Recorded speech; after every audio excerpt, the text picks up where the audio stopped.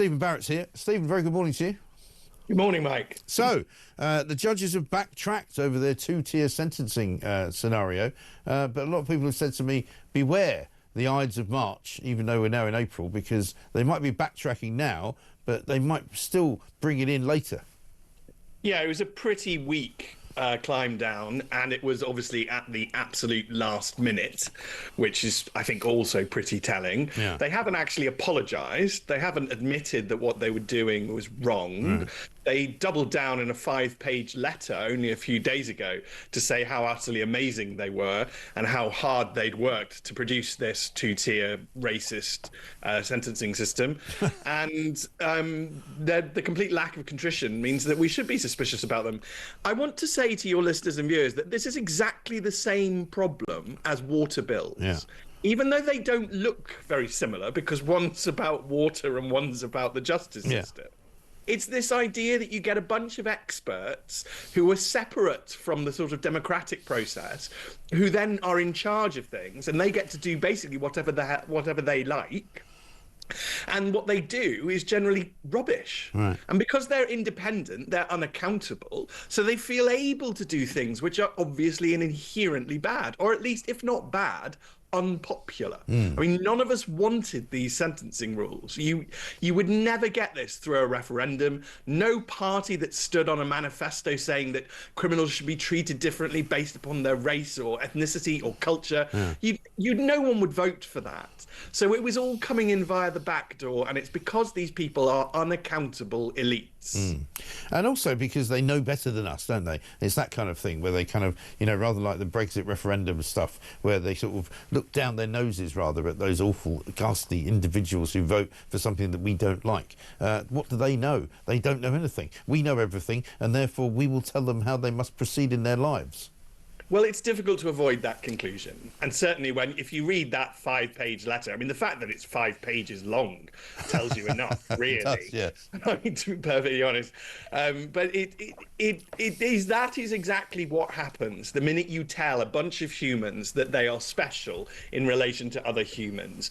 Very few of us can actually deal with that. Very few of us don't let it go to our heads. It's really common to allow it to go to our heads. There's a brilliant experiment in America where all they did was give half the young people clipboards and a white coat, and then they all just assumed that they were superior to the ones who didn't have a clipboard and a white coat, and they started bullying them. And that is perfectly normal human nature, but it's why you don't do things like set up a sentencing council. It's why you don't have a water regulator. It's why instead what we've always done is have ministers who are accountable via the press and via the public, whether they like it or not. And what you must have is accountability for humans, otherwise power goes to our head. Yeah, sure. I mean, I did ask the question yesterday, given that Keir Starmer decided to abolish NHS England at a stroke, why couldn't he just abolish the Sentencing Council? He can, and he should. And if coming out with rubbish like this, there's absolutely nothing to justify its existence at all, is there? I mean, it's clearly in a dangerous state. What's it got to do now in order to get abolished? How much more ridiculous does its ideas have to be before we admit, hang on a second, we really don't want this thing, it's quite dangerous, it's not a good thing. And honestly, the doubling down on this, the dragging their heels and the 5-page letter, for me, would be enough to just abolish this now. And Keir Starmer can do it. The Lord Chancellor can do it. They wield the phenomenal power of Parliament, Mike. Never forget just how powerful Parliament is. And they could easily get rid of this, just as they could fix the water regulators if they wanted to. And we can fix our country, and it's about time we started demanding that we do. Yes. And does this mean that Shabana Mahmood will not now need to introduce emergency legislation, or will she carry on doing that anyway? Well, she says that, I mean, it's just all very muddled. What are they planning to do? If you have to introduce emergency legislation to correct this unaccountable committee, then you're admitting that the unaccountable committee is dodgy. So just get rid. I'm deliberately using very simple language, Mike, because I don't think that these are complicated concepts. I don't think that this is the height of intellectualization. I think this is pretty obvious to everybody that you don't have unaccountable committees that do obviously stupid things. Get rid. Yeah, I mean, it's not rocket science, is it? I know we say that a lot, but in this case it's true. I've got a little voice note for you because Perry has asked a question specifically to you. I don't know whether you can answer it, but it's about council tax. Perry, go for it. Good morning, Mike. Just a quick question. Last week you kept playing a clip where Keir Starmer says you can rip that community tax bill up because you will not pay a penny more under Labour. I was just wondering, mine has gone up. I wondered how that would stand up in court, because I have been advised by someone who once was one of the top barristers in the land. You know, he has advised me that I can rip it up if I pay a penny more. I was just wondering how I stand. I wonder if you could help me out on this one, please, Mike. Thanks.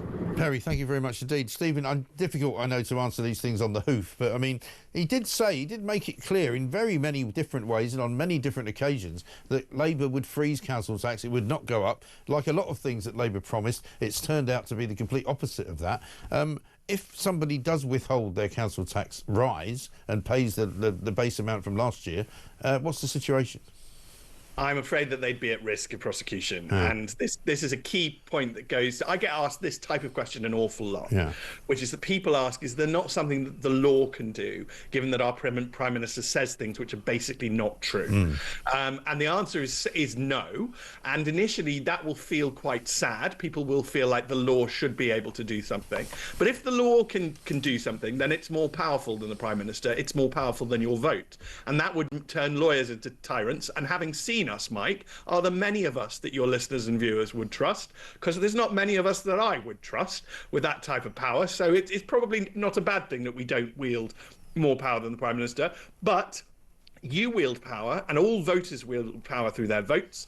And if the Prime Minister has said things which are not true, and they've been proven to be not true, then you must punish him with your vote and through politics. It's through politics that we run our country, not through law. And that's quite an important distinction. If you run our country through law, you will turn lawyers into tyrants. And I don't want to be one, but I think there are probably some who do. So don't offer it to them. Yes, no, I think you're absolutely not wrong about that. That's absolutely right. Thank you very much indeed. Stephen Barrett, barrister, of course, a very sensible man, a man filled with common sense, which is why we like him here at the home of common sense.